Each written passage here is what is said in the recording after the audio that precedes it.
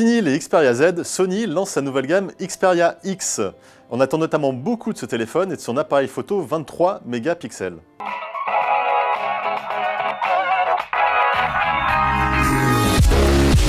Le design reprend les mêmes codes esthétiques que la série Z. Le dos est en aluminium coloré et la finition est très réussie. L'écran est tout aussi séduisant, la dalle 5 pouces Full HD affiche une très belle luminosité de 600 candela par mètre carré et un excellent contraste de 1337 contre 1. C'est notamment grâce au bouton situé sur la tranche de l'appareil que l'on peut lancer et déclencher l'appareil photo de 23 mégapixels.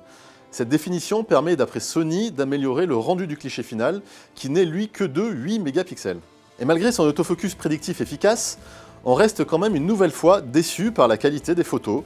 Elle reste toujours en retrait par rapport aux meilleurs smartphones du moment, un résultat toujours incompréhensible de la part d'une marque qui fabrique la grande majorité des capteurs photos équipant les smartphones de ses concurrents.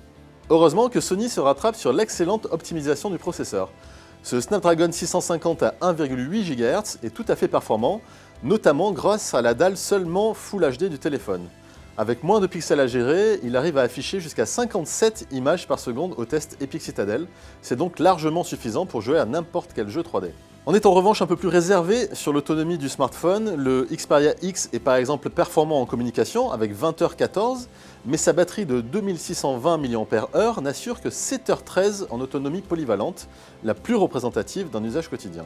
On est donc loin des 2 jours d'autonomie promis par Sony. Au final, le Xperia X donne une impression plutôt mitigée. S'il est muni d'un bel écran, d'un très beau design et d'un processeur très bien optimisé, il pêche encore par ses qualités photo et aussi par son autonomie. Au final, on a l'impression que le Sony Xperia X est vendu un petit peu trop cher par rapport à ses performances.